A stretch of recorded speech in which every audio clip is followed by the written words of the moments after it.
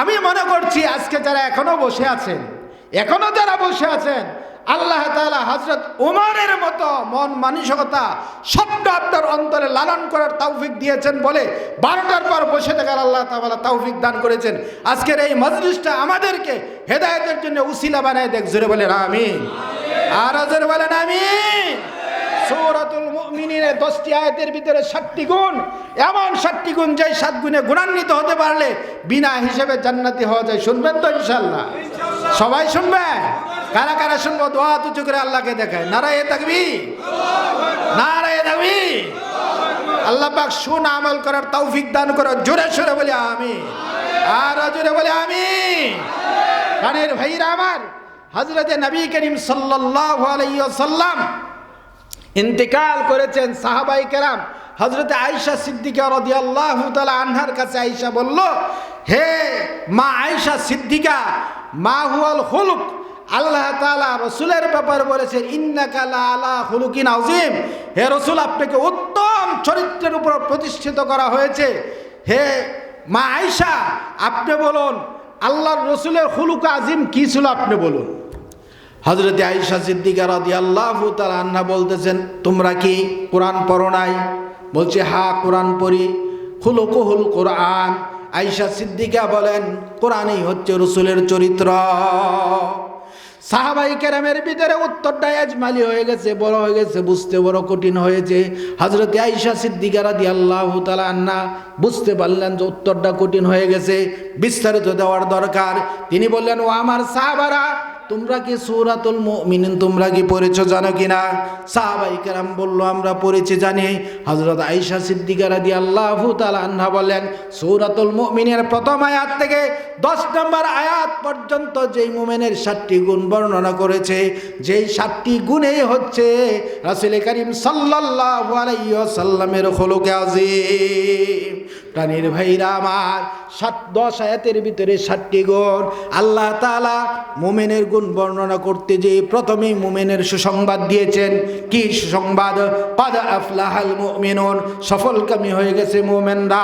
সফলতার জিন্দেগি কারে কয়? এমন একটা জিন্দেগির নাম সফলতার জিন্দেগি, যেই জিন্দেগির ভিতরে কোনো ব্যর্থতা নাই, যেই জিন্দেগির ভিতরে কোনো কষ্ট নাই, যেই জিন্দেগির ভিতরে সাইসে পায় নাই এমনটা নাই।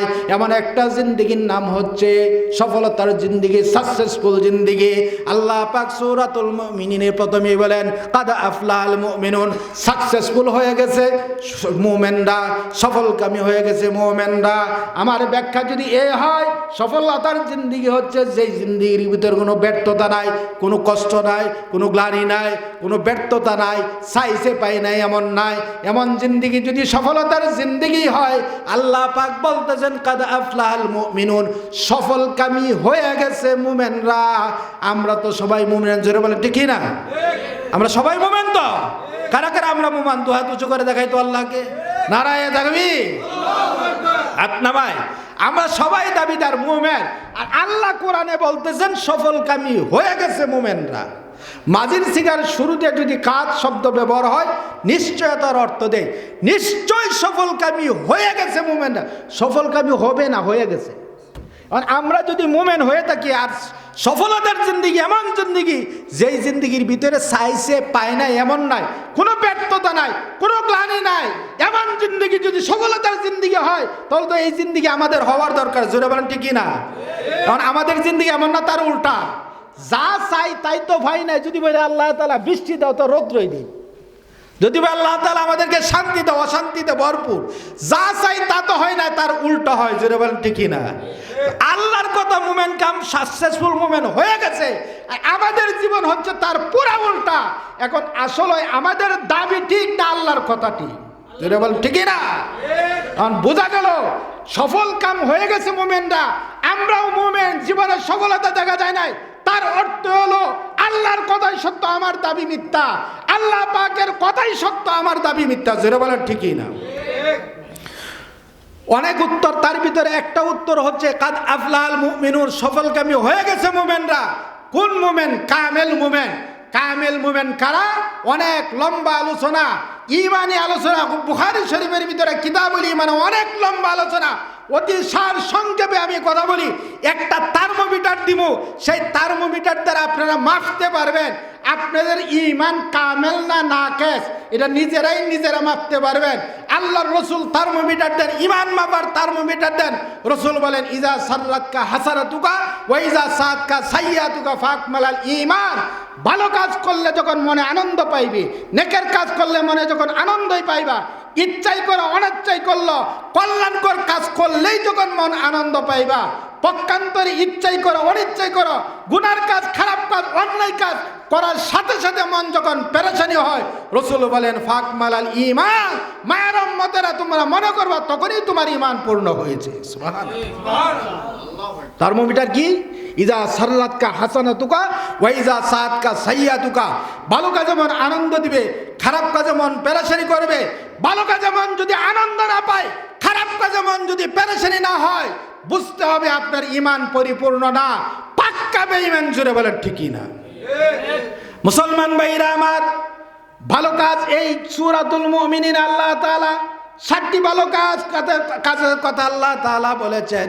7টি ভালো কাজ করে মুমিন ব্যক্তি আনন্দ পায়, 7টি ভালো কাজ না করতে পারলে মুমিন ব্যক্তি পেরেশানি হয়।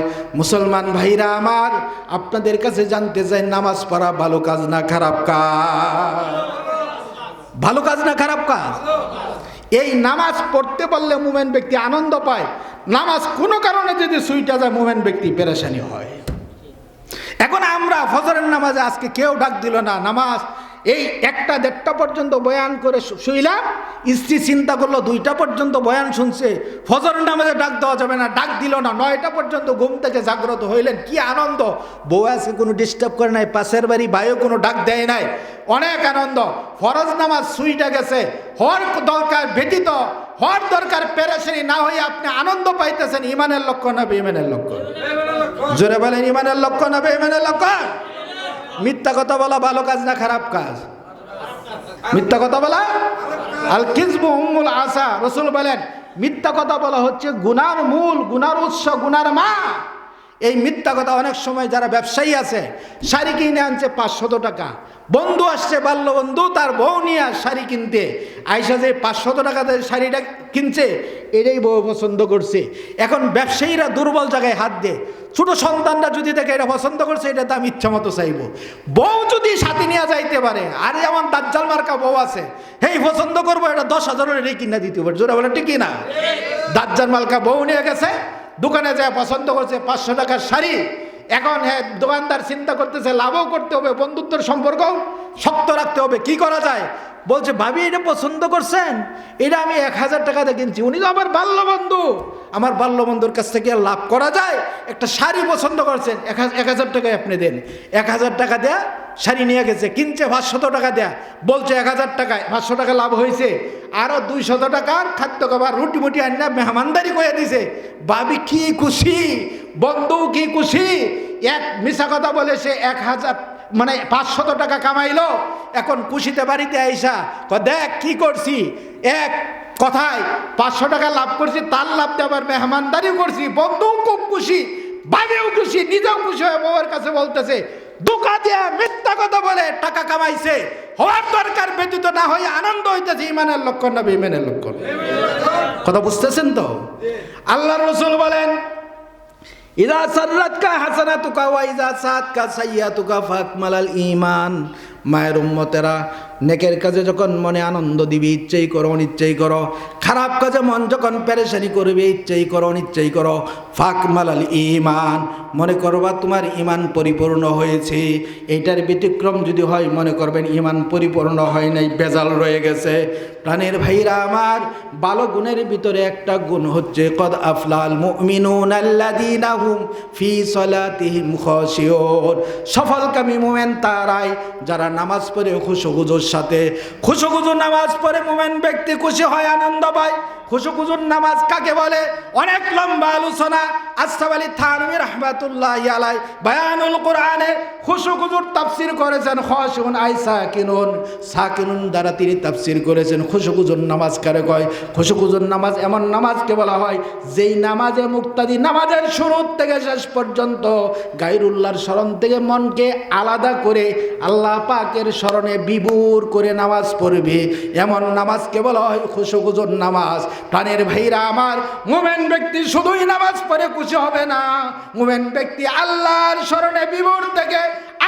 স্মরণে বিভোর থেকে নামাজ পড়তে পারলে খুশি হইবে। নামাজের ভিতরে গায়রুল্লাহর স্মরণ হয়ে গেলেই মন পেরেশানি হয়ে যাইবে। মুসলমান ভাইরা আমার, আল্লাহর নবী সাল্লাল্লাহু আলাইহি ওয়াসাল্লাম নামাজে দাঁড়ায় গেছেন। হযরত আলী রাদিয়াল্লাহু তাআলা আনহু মুসল্লি হয়ে প্রথম কাতারে তিনি দাঁড়াইছেন। হঠাৎ করে তিনি চিন্তা করতেছেন তাকবীরে তাহরিমা রাসূল বেঁধেছে, তিনিও তাকবীরে তাহরিমা বাঁধলেন।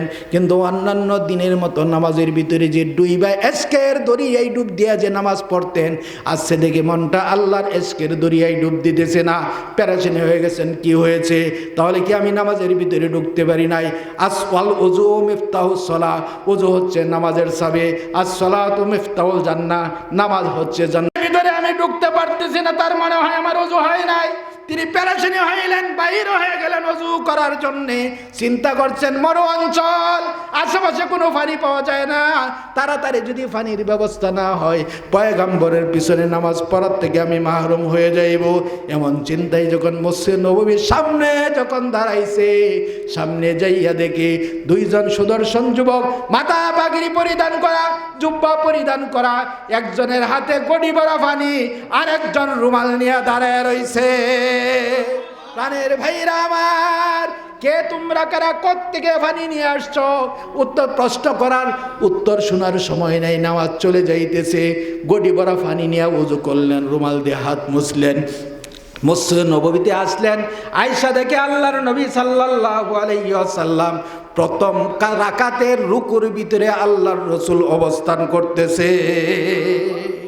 প্রথম রাকাতে রুকুতে শরীক হইলেন, নামাজ শেষ। রাসূল অন্যান্য দিনের মতো তিনি ইমামতির মুসাল্লায় সাহাবায়ে কেরামের দিকে ফরজ নামাজ শেষ করে বসলেন।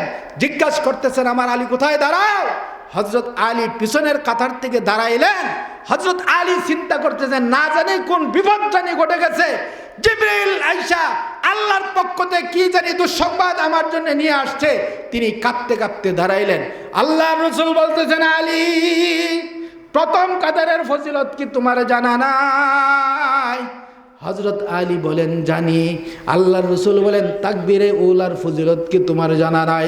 হযরত বলেন জানি। ইয়া রাসূলুল্লাহ, আপনার জবান থেকেই তো আপনি বলেছেন আনা মাদিনাতুল ইলমি ওয়া আলিউন বাবুহা, আমি হচ্ছে ইলমের শহর, সেই শহরের দরজা হচ্ছে আমার আলী।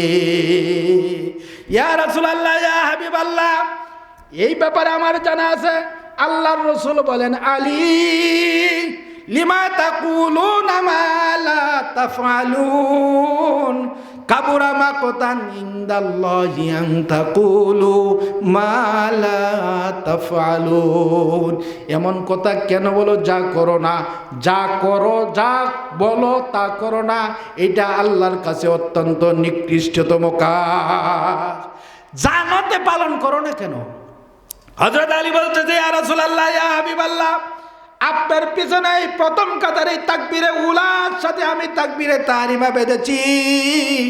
হঠাৎ করে আমি চিন্তা করলাম, দেখি অন্যান্য দিন আল্লাহ পাকের এশকের দরিয়ায় মনটা যেইভাবে ডুবে যায়, আজকে দেখতেছি ডুবতেছে না। কি হইল তাহলে? আমার মনে হয় উযু নাই, আমার উযু চলে গেছে। উযু করার জন্য আমি বাইর হইলাম। আল্লাহর রাসূল বলতেছে আলী, মরু অঞ্চল, কাছে তো পানি পাওয়ার কথা না, এত তাড়াতাড়ি পানি পাইয়া প্রথম রাকাতেই তুমি শরীক হইলা কেমনে? হযরত আলী রাদিয়াল্লাহু তাআলা আনহু বলতেছেন ইয়া রাসূলুল্লাহ, ইয়া হাবিবাল্লাহ, এমন একটা টেনশন আমারও কাজ করেছিল, কিন্তু যখন আস্তে আস্তে মসজিদ নববীর বারান্দায় বাইর হয়েছি, হঠাৎ করে তাকায় দেখি সুদর্শন দুইজন যুবক, পাগড়ি পরিধান করা, জুব্বা পরিধান করা, একজন গড়ি ভরা পানি আর একজন রুমাল নিয়ে দাঁড়ায় রয়েছে। হযরত রাসূল বলতেছে আলী, যেই মানুষগুলা পানি নিয়ে আসলো ওমর অঞ্চলে তাদের পরিচয় কি তুমি নিছো কিনা, তুমি কি চিনো কিনা? হযরত আলী বলেন ইয়া রাসূলুল্লাহ ইয়া হাবিবাল্লাহ, এত সুন্দর মানুষ আমার জীবনে আমার নজরে পড়ে না। রাসূল বলেন আলী, লোকগুলা আছে কিনা দেখো। হযরত আলী রাদিয়াল্লাহু তাআলা মসজিদ নববীর সামনে দাঁড়াইলেন, বারান্দায় গেলেন, সামনে তাকাইলেন, দেখা যায় না। আল্লাহর রাসূলকে বললেন দেখা যায় না। রাসূল বলেন সাইডে দেখো। ডানে দেখলো, বামে দেখলো, মসজিদ নববীর পিছনে দেখলো, চেটিয়াল ময়দান সামনে যত নজর দেয় তাকায় দেখলো, কোথাও দেখা যায় না। চেহারাটা ফেসকে গেছে, মলিন হয়ে রাসূলের কাছে আসছে। আল্লাহর রাসূল বলছে সবে মাত্র উজুর পানি দেয়া গেল, এত দূরে তো যাওয়ার কতটা লোকগুলা কি দেখা যায় কিনা? হযরত আলী বললেন ইয়া রাসূলুল্লাহ ইয়া হাবিবাল্লাহ, ডাইনে দেখলাম, বামে দেখলাম, পিছে দেখলাম, সামনে দেখলাম, কোথাও নজরে পড়ে না। আল্লাহর রাসূল বলেন আলী, মালিকের সাথে আল্লাহর সাথে কেমন প্রেম লাগাইছো, আল্লাহ তোমাকে আরশে আজিম থেকে ওজুর পানির ব্যবস্থা করে। প্রাণের ভাইরা আমার, আলী তুমি শোনো, আমি যখন রুকুতে ছিলাম, জিবরিল আলাইহিস সালাতু ওয়াস সালাম রুকুর অবস্থায় আয়েশা দুইটা হাত এমন চাইপা ধরছে, কানে কানে বলতেছি ইয়া রাসূলুল্লাহ ইয়া হাবিবাল্লাহ, আপনি মাথা রুকুর থেকে উঠাইবেন না, আপনার আলী এখনো জামাতে শরীক হয় নাই।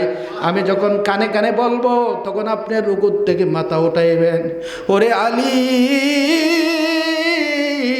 মালিকের কুদরতে ভয়ে সেজদায় দা মালিকরাই এমন খুশি করছো, মালিক তোমার জন্য জিবরিল এবং মিকাইলের মাধ্যমে পানির ব্যবস্থা করে দিয়েছে। প্রাণের ভাইরা আমার, قد أفلح المؤمنون الذين هم في صلاتهم خاشعون, সফলকামী হয়ে গেছে সেই মুমিনরা যারা খুশু খুজুর সাথে নামাজ পড়ে। খুশু খুজুর সাথে মুমিন ব্যক্তি নামাজ পড়ে খুশু হয়। খুশু খুজুহীন নামাজ যখন হয়ে যায় হযরত আলীর মতো পেরেশান হয়ে যায়। জোরে বলেন ঠিক না? প্রাণের ভাইরা আমার, মাঝে আসলামী রাদিয়াল্লাহু তাআলা আনহু সাহাবায়ে রাসূল, মাঝে আসলামী যুবক মানুষ শয়তানের ফেরেববের নফসের দুকায় পড়ে জিনা করে বসেছে। জিনা ভালো কাজ না খারাপ কাজ? জোরে বলেন যুবকরা, জিনা ভালো কাজ না খারাপ কাজ? হযরত মাঝে আসলামী রাদিয়াল্লাহু তাআলা আনহু জিনা করেছে। জিনা খারাপ কাজ করার সাথে সাথে মনের ভিতরে পেরেশানি আসছে, চিন্তাই জাগলো, হারে জিনা করেছে, আমার দেহটাও পবিত্র হয়ে গেছে, আত্মাটাও পবিত্র হয়ে গেছে। দেহটা পবিত্র গোসল দ্বারাই হবে, তবে আত্মাটা পবিত্র কিভাবে করব? বড় পেরেশানি নিয়া মুহাম্মদ আরবি সাল্লাল্লাহু আলাইহি ওয়াসাল্লামের দরবারে আয়েশা উপস্থিত। আয়েশা বলতেছে ইয়া রাসূলুল্লাহ ইয়া হাবিবাল্লাহ তাহিরিনি, হে আল্লাহর রাসূল আমাকে পবিত্র করুন। আল্লাহর নবী সাল্লাল্লাহু আলাইহি ওয়াসাল্লাম চেহারা ঘুরাইলেন।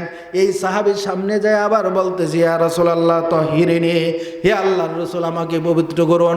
আল্লাহর রাসূল বলতেছে মা, এমন পাগলামি করতেছো কেন, তোমার কি হয়েছে? হযরত মাআজ বলে ইয়া রাসূলুল্লাহ ইয়া হাবিবাল্লাহ, জিনা করেছি, দেহ পবিত্র হয়েছে, আত্মাও পবিত্র হয়েছে, সঙ্গে সারের মাধ্যমে আমাকে আপনি পবিত্র করুন। রাসূল বলেন মা যাও, পাগলামি করো না, তোমার মন মস্তিষ্ক মনে ঠিক নাই, মাথা ঠিক নাই। সাহাবারে পাঠিয়ে দিলেন। আল্লাহর রাসূল খবর নিলেন মাঝে আসলামী যে এইভাবে সঙ্গে সার করার জন্য বলতেছে, আসলে সে কি পাগল হয়ে গেছে, আর মাথা ঠিক আছে কিনা। আশেপাশে রিপোর্ট পাইলেন তার মাথা ঠিক আছে। পরের দিন আবার আয়েশা বলতেছে ইয়া রাসূলুল্লাহ তাহিরিনি, আমাকে পবিত্র করুন। রাসূল বলেন তুমি কি জিনা বুঝো? মনে হয় জিনা হয় নাই, ভাবতেছো জিনা হয়েছে। হযরতে মাঝে আসলামী বলছে ইয়া রাসূলুল্লাহ ইয়া হাবিবাল্লাহ, সুস্থ মস্তিষ্কে বলতেছি আমি সাবালক মানুষ, জিনা বুঝি। যার সাথে জিনা করেছি, জিনার কারণে তার পেটের ভিতরে বাচ্চা চলে আসছে। জোরে বলেন নাউজুবিল্লাহ। প্রাণের ভাইরা আমার, হযরতে মাআজ আসলামীর চারটা স্বীকারোক্তি যখন চারটা সাক্ষীর স্থলাভিষিক্ত হয়ে গেল, আল্লাহর নবী সাল্লাল্লাহু আলাইহি ওয়াসাল্লাম সঙ্গে সারের হুকুম দেয়া দিলেন। কোমর পর্যন্ত গায়রা বৃষ্টির মতো পাথর মারতেছে, চতুর্দিকে বৃষ্টির মতো পাথর।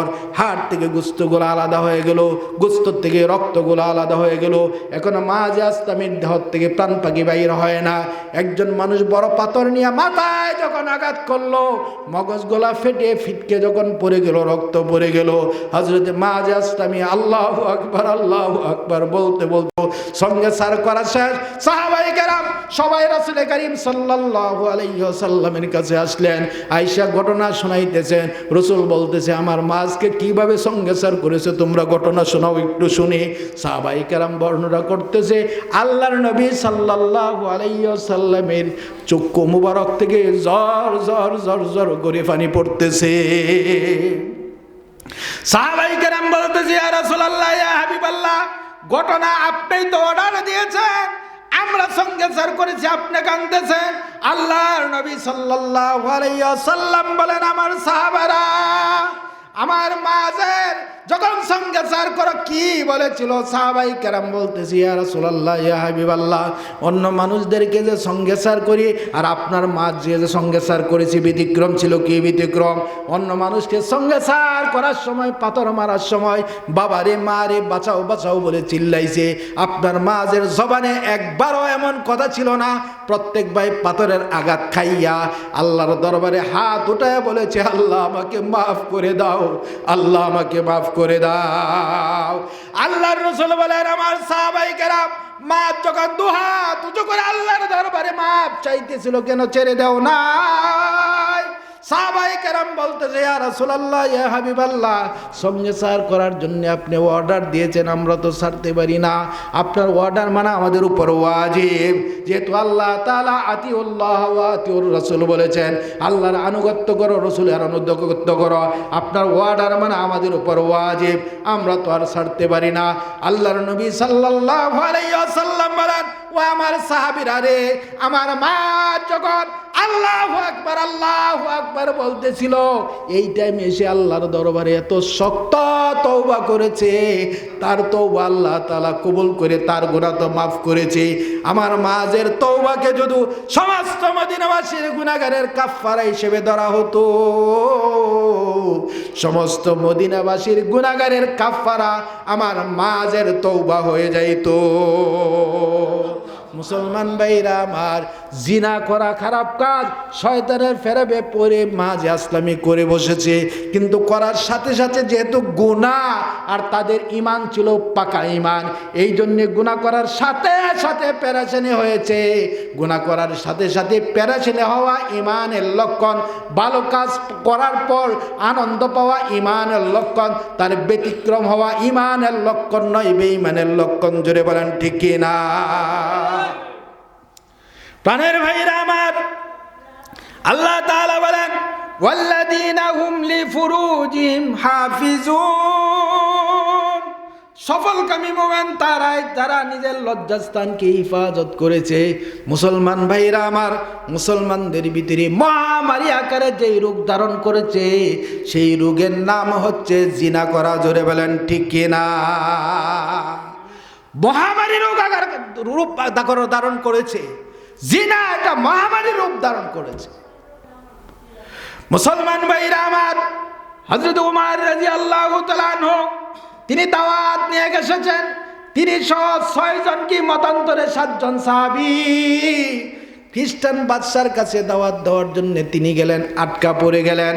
হযরত ওমর ছিলেন আমির। প্রাণের ভাইরা আমার, সাহাবায়ে কেরাম যখন আটকা পড়ে গেছে, বাদশার দরবারে যায় যখন দিনের দাওয়াত দিতেছে, হয়তো ঈমান গ্রহণ করুন, ফাইসালা হবে না হয় তরবারির দ্বারা। বাদশা ঘেরাও করে তাকে আটকায় দিল। আটকায় দেওয়ার পর উজির বলতেছে, ওদেরকে শায়েস্তা করার দরকার কি? বাদশা বলতেছে যে আবার বাড়ির ভিতরে আইসা আমার বিরুদ্ধে কথা বলে, আমার বিরুদ্ধে দাওয়াত দেয়, কি করার দরকার? উজির বলে, তেলে ফুইরা মারার দরকার, অর্ডার দেয়া দেন, ফুইরা মারো। প্রাণীর ভাইরা আমার, তেল ফুটানো হয়েছে, বকবক বকবক করতেছে, টকবক করতেছে তেল, ফুটন্ত তেল। হযরত উমাইরের সামনে একে একে 5টি মতান্তরে 6 জন সাহাবাকে তেলে ডুবাইয়া মারল। জ্বলন্ত তেলের ভিতরে দেয়, সাথে সাথে হাত থেকে গুস্তগুলো আলাদা হয়ে কাবাবের মতো হয়ে যায়। একটা সাহাবার সামনে আরেকটা দেয়, আরেকটার সামনে আরেকটা দেয়। কোনো সাহাবাই কেরাম ইমান থেকে হটে আসে না। সর্বশেষ উজির চিন্তা করলো, এই যে আমির আছে, আমিরকে যদি আমাদের পক্ষে নিয়ে আসতে পারি আরো দেশ জয় করা যাবে। বাদশাকে বলল, যে কোনোভাবে, যে কোনো প্রলোভনে এই যুবকটাকে আমাদের পক্ষে নিয়ে আসতে হবে। বাদশা বলতেছে, এটা কি পারবা? উজির কয়টা কোনো ব্যাপারই না। ও কেমনে? আমার একটা যুবতী মেয়ে আছে, রূপসী যুবতী, এই মেয়ের জন্য এলাকায় যেই দিকে হেই পাগল হয়ে যায়, মেয়ের এলাকায় ওটা কোনো ব্যাপারই না। আমাকে মাত্র 3 দিন সময় দেন, মতান্তরে 1 মাস সময় দেওয়া হলো।